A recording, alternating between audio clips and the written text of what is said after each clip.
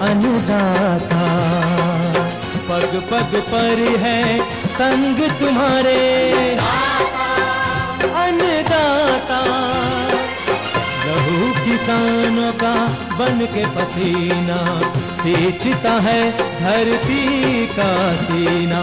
मेहनत का तेरी हक दिलवाने, नई तकनीक नई खोज बताने। पशुधन को गुणवान बनाना, पौध सुरक्षा को सिखलाना, खेती के सब गुर समझाने, भारत का सरताज बनाने। हाथों पहर है संग तुम्हारे अन्नदाता अन्नदाता। नमस्कार, मैं हूं शुभ मिश्रा और आप सभी दर्शकों का अन्नदाता कार्यक्रम में स्वागत करती हूं। हमारे देश का किसान जन का पोषक है, वह श्रम का देवता है, अन्नदाता है और उसमें ही भारत की आत्मा निवास करती है। ऐसे ही किसानों की प्रगति के लिए हम खेती बाड़ी से जुड़ी हुई बहुत सी नई लाभकारी जानकारियां हर रोज सुबह लेकर आते हैं। तो चलिए कार्यक्रम शुरू करने से पहले देखते हैं क्या है आज अन्नदाता में। पॉली हाउस में कॉर्नेशन फूलों की खेती करके कमाएं अच्छी आय। कीटों के नियंत्रण में सहायक है विभिन्न ट्रैपों का प्रयोग।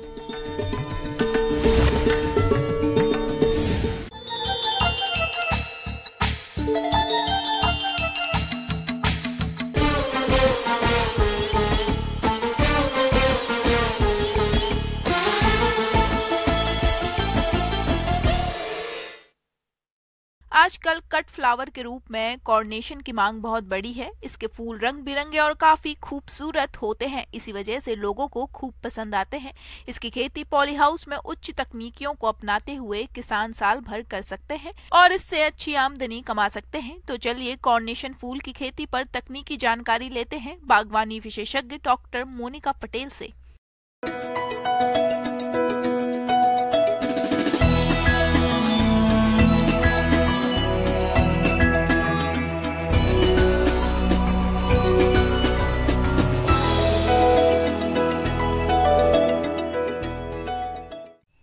किसान भाई बंधु को नमस्ते। आज पॉली हाउस में कार्नेशन का खेती कैसे किया जाएगा उसके बारे में सारा कुछ विवरणी दे देती हूँ मैं।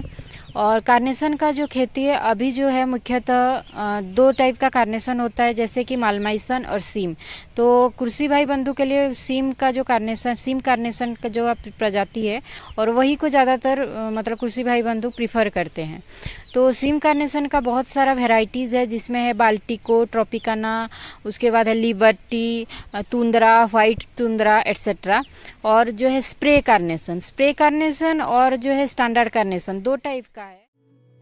कार्नेशन के स्टैंडर्ड टाइप किस्मों की बात करें तो लाल रंग के फूल के लिए master killer, ग्रैंडा, red William.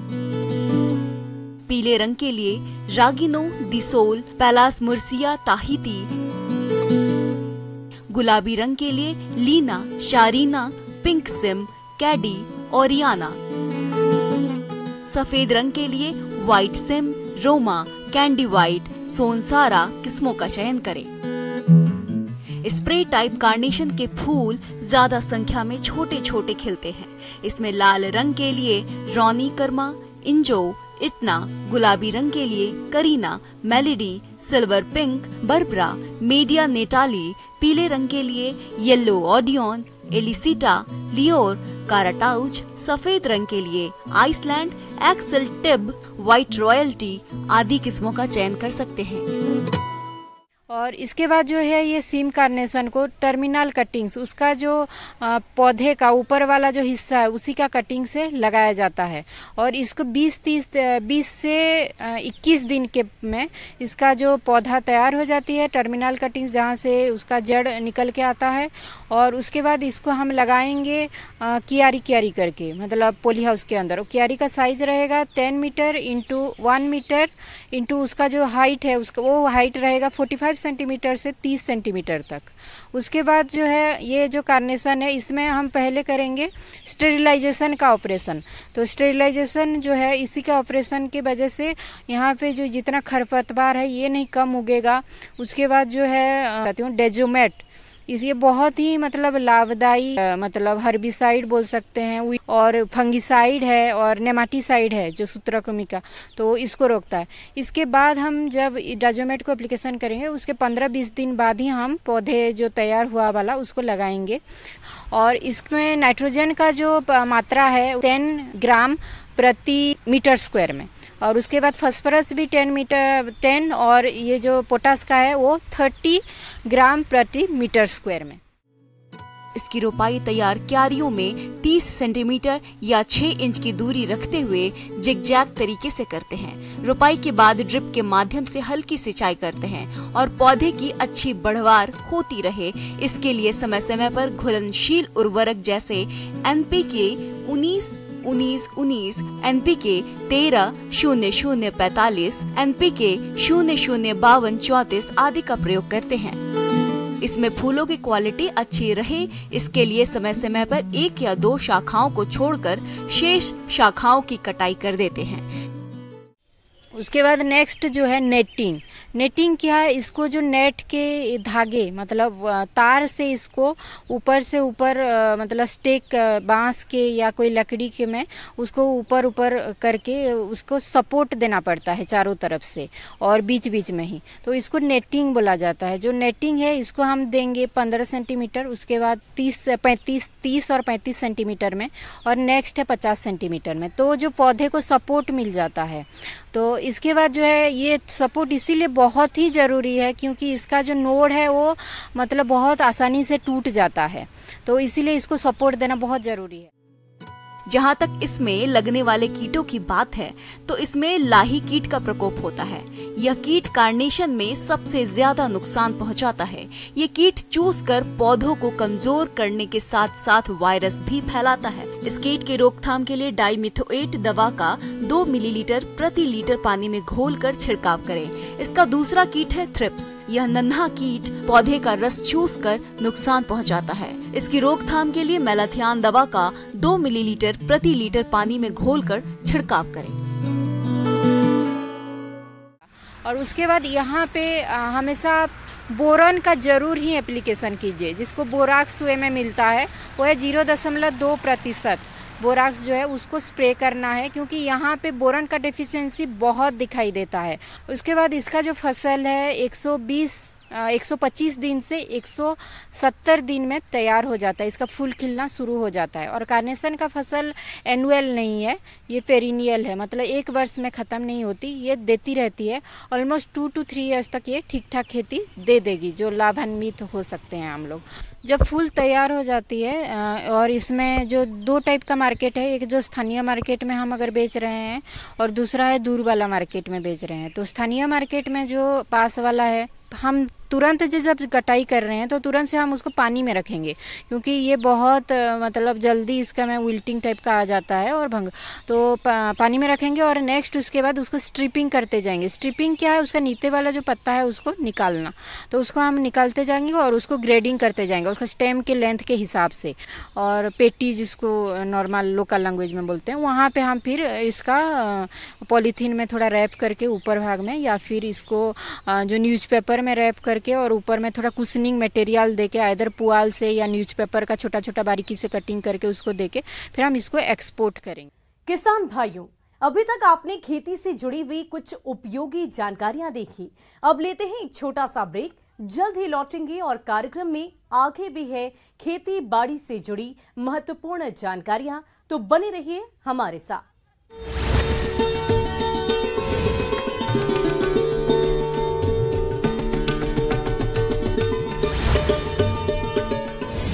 Darauli प्रखंड के दोन बुजुर्ग गांव की यहाँ सदियों से देवी देवता से पहले राक्षस की पूजा होती है। यह जिले का इकलौता गांव है जहाँ राक्षस राज बाणासुर का मंदिर है और वहाँ सबसे पहले उनकी पूजा की जाती है। ऐसा कहा जाता है कि द्वापर युग के समय राक्षस राज बाणासुर दोन खुर्द गांव में विश्राम करने के लिए ठहरे हुए थे। उस समय स्थानीय लोगों ने उनका सेवा सत्कार किया था, जिससे प्रसन्न होकर बाणासुर राक्षस ने गाँव में शांति, खुशहाली और बरकत का आशीर्वाद दिया।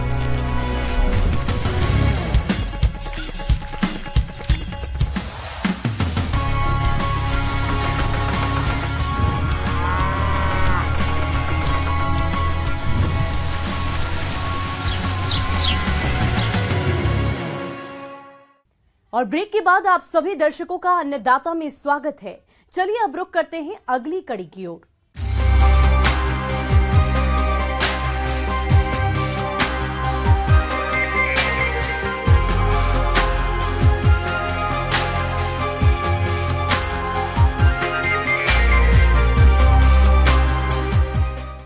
अपने राज्य के किसान अपने खेतों में विभिन्न फसलों की खेती करते हैं और आए दिन उन्हें कीटों की वजह से काफी परेशानी होती है, जिसके नियंत्रण के लिए अक्सर किसान रासायनिक दवाओं का प्रयोग करते हैं, जिससे उपज के साथ साथ मिट्टी की गुणवत्ता और आर्थिक हानि भी होती है। अगर किसान इन कीटों का नियंत्रण विभिन्न प्रकार के ट्रैप लगाकर करे तो कम लागत में इनका नियंत्रण कर सकते हैं। तो आप ट्रैपों द्वारा कीटों का नियंत्रण कैसे करें, जिसके बारे में बता रहे हैं कीट वैज्ञानिक डॉक्टर जयपाल चौधरी।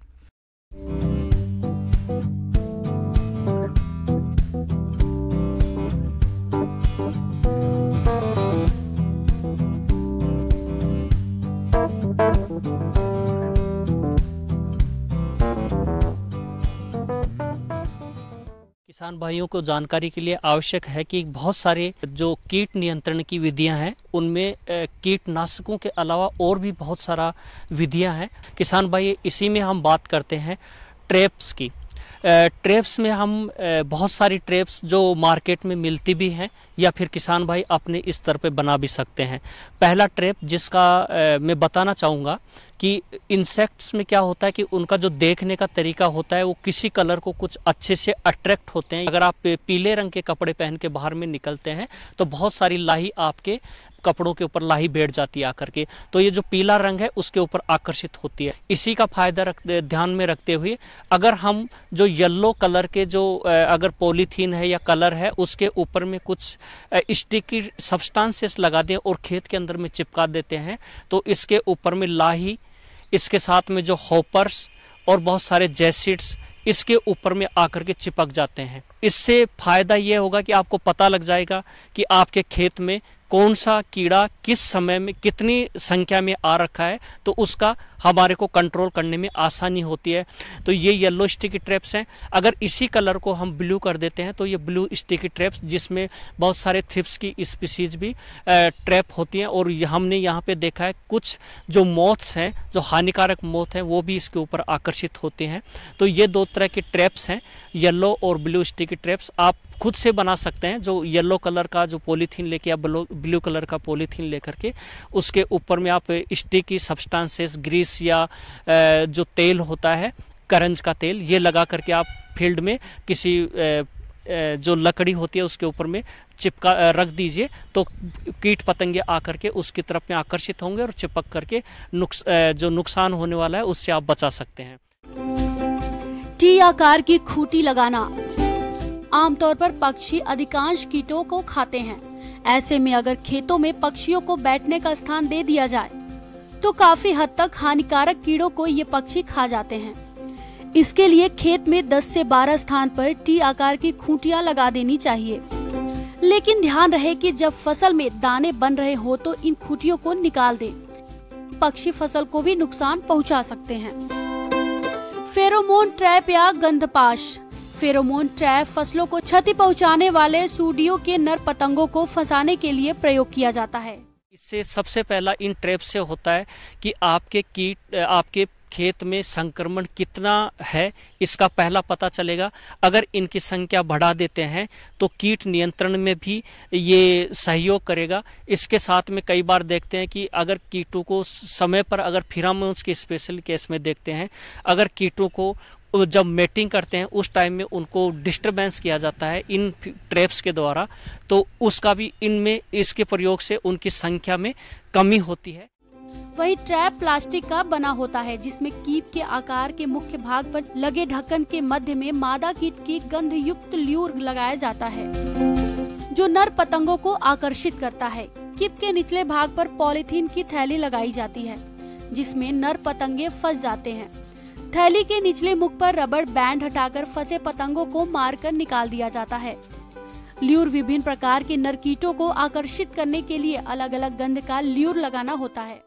ये सब जो ट्रैप्स हैं वो आपको बाजार में काफ़ी कम दर पर उपलब्ध हैं, जिनका किसान भाई हर फसल में अलग अलग तरह का जो फेरोमोन ट्रैप्स है उनका प्रयोग कर सकते हैं।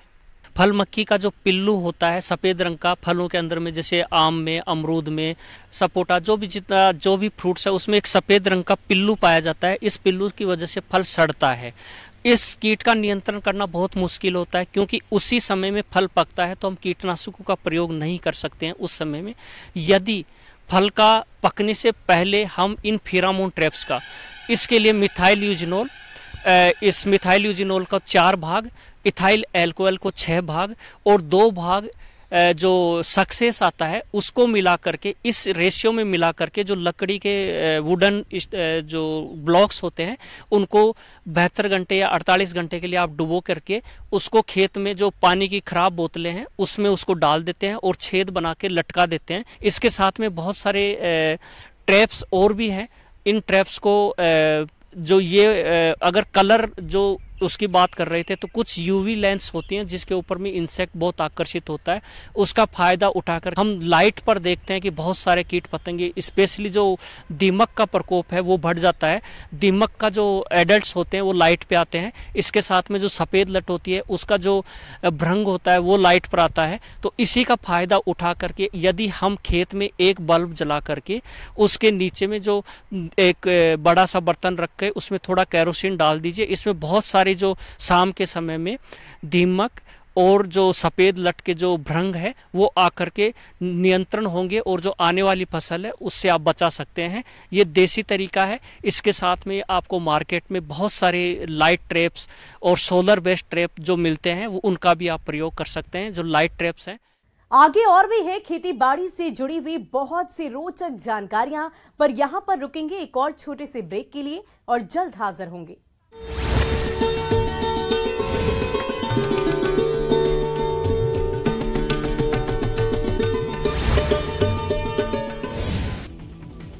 महाभारत से पहले बाणेश्वर बाबा जो हमारे गांव आए, इन ठहरने के बाद हम पूरा गांव का जो भी पूर्वज थे वो देखे और उनकी पूजा अर्चना करने लगे।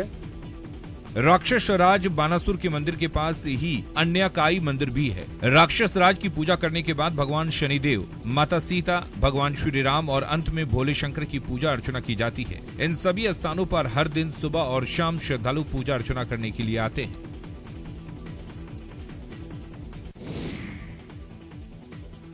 पश्चिम राजस्थान के सरहदी बाड़मेर जिले में किसानों को बागवानी रास आ रही है।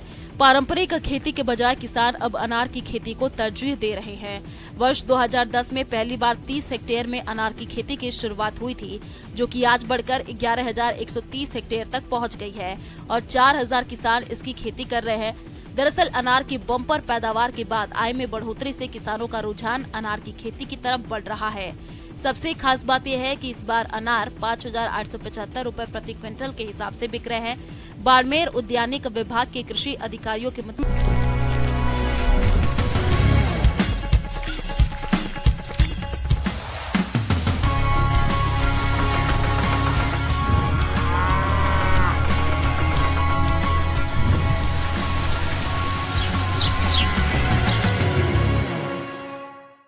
और ब्रेक के बाद एक बार फिर से आप सभी दर्शकों का अन्नदाता कार्यक्रम में स्वागत है। बढ़ते हैं अगली प्रस्तुति की ओर।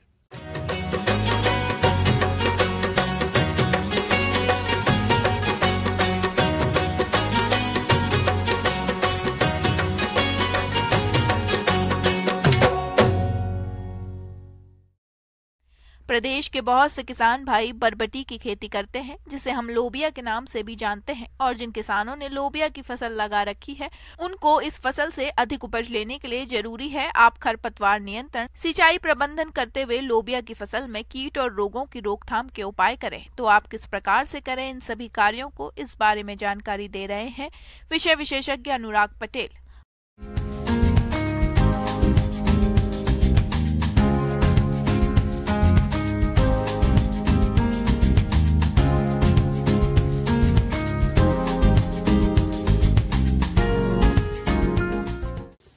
किसान भाइयों, आपके खेत में इसमें लोबिया की फसल लगी हुई होगी, जिसे हम काउपी कहते हैं, बरबटी कहते हैं कहीं कहीं पर।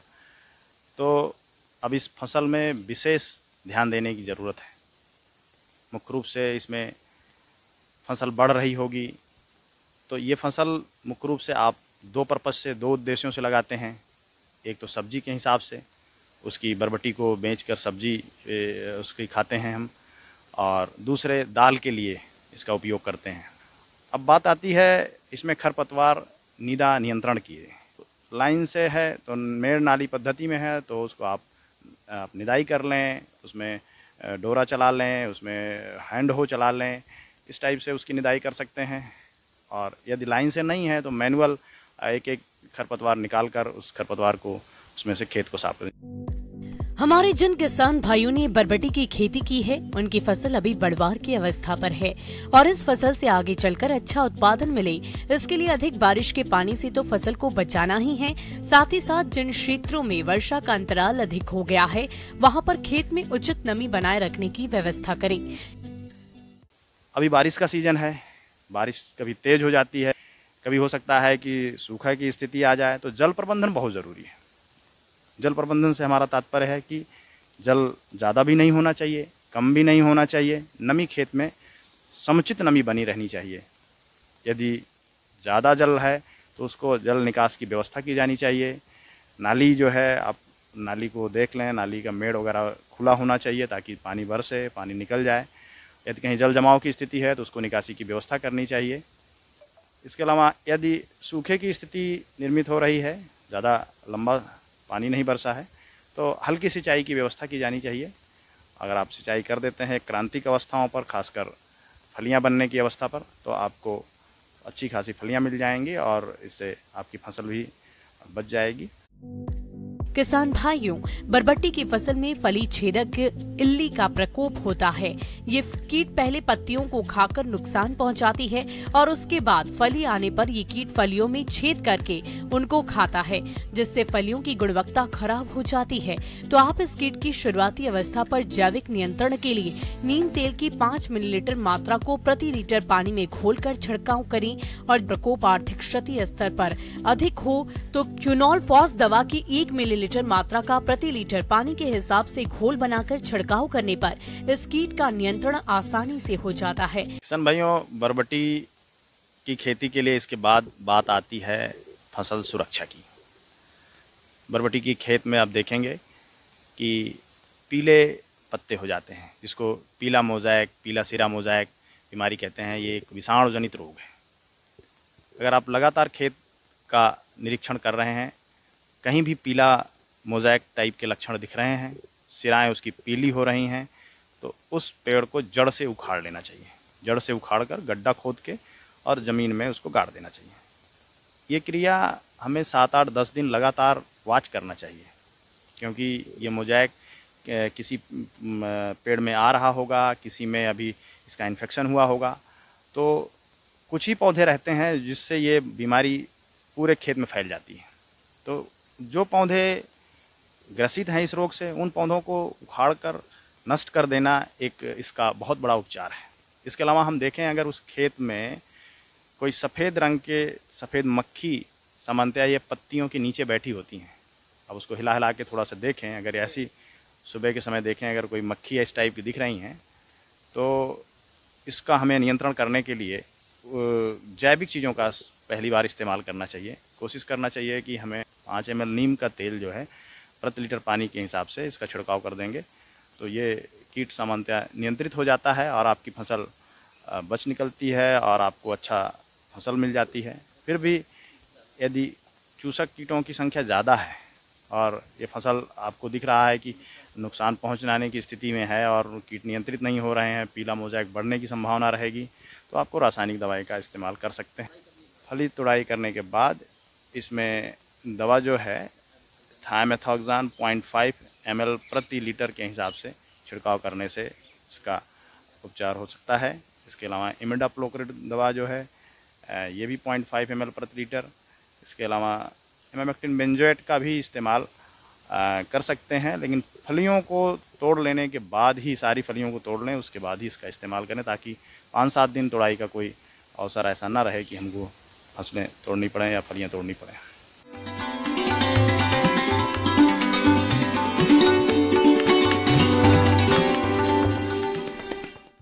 अन्नदाता हेल्पलाइन निशुल्क फोन संपर्क सेवा के माध्यम से आपके द्वारा पूछे गए प्रश्नों में से एक या दो महत्वपूर्ण प्रश्न को हम अपने कार्यक्रम में शामिल करते हैं और इसी के तहत आज किसान का सवाल और उसका जवाब कुछ इस प्रकार है। आज की अन्नदाता हेल्पलाइन में हमने जिस प्रश्न को शामिल किया है उसे पूछा है ग्राम राजपुरा जिला बांसवाड़ा के नरेंद्र सिंह ने। आपने आम की उन्नत किस्मों के बारे में जानकारी चाहिए है तो इसके लिए देखिए कार्यक्रम का यह अंश।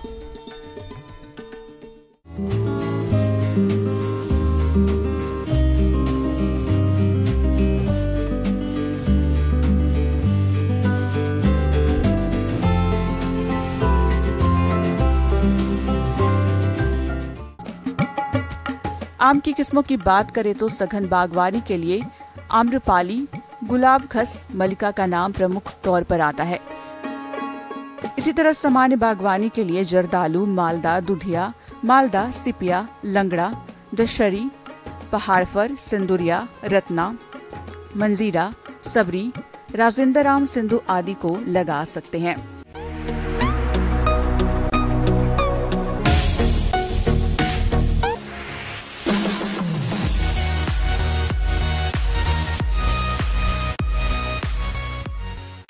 और आइए अब एक नजर डालते हैं राज्य की कुछ चुनी हुई मंडियों के प्रमुख फसलों के बाजार भाव पर।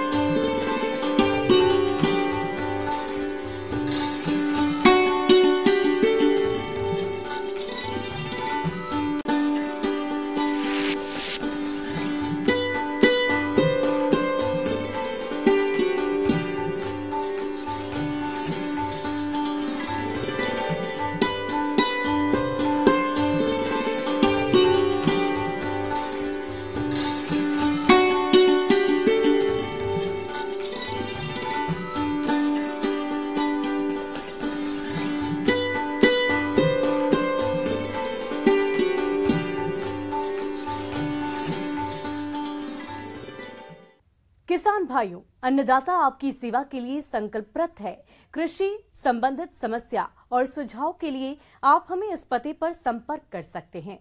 प्रोड्यूसर अन्नदाता news 18 Rajasthan, Ramoji film city, Hyderabad 501512। साथ ही आप हमें ईमेल भी कर सकते हैं। हमारा ईमेल है p18annadaata@nw18.com। इसके अतिरिक्त आप हमें निःशुल्क हेल्पलाइन नंबर 180088921663 पर सोमवार से लेकर शनिवार सुबह 10 बजे से शाम 4 बजे के बीच संपर्क कर सकते हैं। किसान भाइयों, अब समय हो रहा है आपसे विदा लेने का, तो हमारी अन्नदाता टीम को दीजिए इजाजत। कल फिर आपसे मुलाकात होगी कृषि संबंधित कुछ और महत्वपूर्ण जानकारियों के साथ। नमस्कार।